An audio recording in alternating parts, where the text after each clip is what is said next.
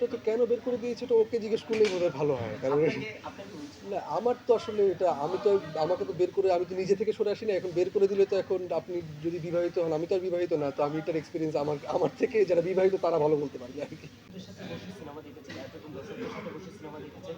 আজ সাংবাদিকদের সাথে সিনেমা দেখেছেন। একসাথে দর্শক ছিল, সিনিয়র অভিনেত্রীরা ছিল। কেমন লাগছে অনুভূতিটা?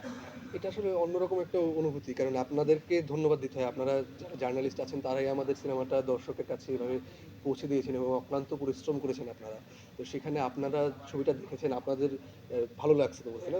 আপনাদেরও হয়তো ভালো লাগছে। সেটা সেটা আপনাদের থেকে শুনতে পারা এটা আসলে অন্যরকম একটা আনন্দ দেয়।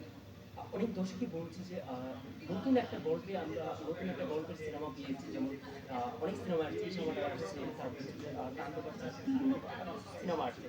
এরকম গল্পের সিনেমা কিন্তু যারা ভক্ত আছে ওনারা দেখেন নাই। যারা অডিয়েন্স আছে ওনারা দেখেন নতুন একটা গল্পের সিনেমা দেখেছে যে যেমন চঞ্চল দা নিজে আর্টিস্ট পচাচ্ছে। এই যে একটা স্ক্রিপ্টের অভিনয় করা কেমন লাগছে সেটা যদি এটা আসলে এরকম একটা ভিন্ন গল্পে কাজ করতে পারার এক্সপেরিয়েন্সটা সবসময় আলাদা। কিন্তু আমি যদি বলি আমার আসলে টু বি অনেস্ট আমার অভিনয় করতে ভালো লাগে এবং সেটা হোক নাটক, হোক সিনেমা কিংবা হোক একটা বিজ্ঞাপন চিত্র। আমার ক্যামেরার সামনে দাঁড়িয়ে অভিনয় করতেই ভালো লাগে। সেটা যেকোনো ধরনের গল্প হোক, যেকোনো ধরনের চরিত্র হোক না কেন আমার ক্যামেরার সামনে দাঁড়িয়ে অভিনয় করতেই খুব ভালো লাগে। তো সেই ক্ষেত্রে আমি যে উৎসবের মতো একটা গল্পে কাজ করতে পেরেছি সেজন্যে আমি খুবই লাকি আসলে সেখানে। কার সাথে অভিনয় করতে যে নার্ভাস ফিল হয়েছে?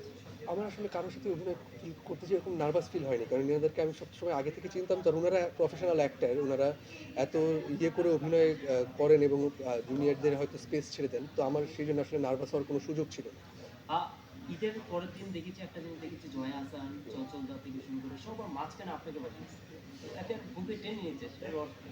এটা তো আসলে আমি বসি না, এটা আমাকে বসানো হয়েছে এভাবে এবং না এনারা তো আসলে শুধু চঞ্চল চৌধুরী, জয়া আহসান, জাহিদ আঙ্কেল, মিমি আন্টি, অপি আন্টি এরা তো আসলে আমার এদের সাথে তো পারিবারিক সম্পর্ক তো। আচ্ছা, তো এইজন্য এখন আপনি পরিবারের মানুষকে স্বাভাবিকভাবে যখন আপনি পরিবারের মানুষকে দেখবেন তখন আপনি তার কাছাকাছি বলবেন, তার সাথে হয়তো কথা বলবেন। তো এটা ওইরকমই হয়েছে আরকি। আচ্ছা, নিজেকে কোথায় দেখতে চান?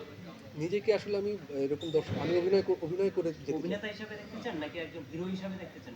কি হিসাবে দেখতে চান? আমি আসলে অভিনয়টা করে যেতে চাই এবং আপনাদের ভালোবাসা যদি আমাকে হিরো বানিয়ে দেয় তাহলে why not? তাইলে আচ্ছা, হিরো হিরো আচ্ছা, হ্যাঁ। লাস্ট কোয়েশ্চেন, লাস্ট কোয়েশ্চেন, হ্যাঁ, লাস্ট কোয়েশ্চেন। দর্শকদের জন্য কি বলার আছে?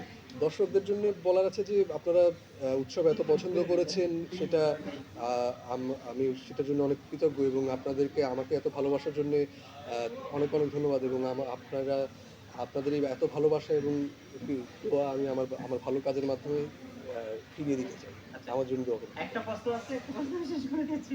আচ্ছা, আ সাদিয়া আরমানে দেখেছি, পর্দায় দেখেছি বিয়ে করছেন, বিয়ে করে অবশেষে দেখেছি যে আপনাকে বের করে দেওয়া হয়েছে। সেটা রহস্যটা কি? পর্দায় দেখেছি আপনাকে বের করে দিয়েছে রুম থেকে।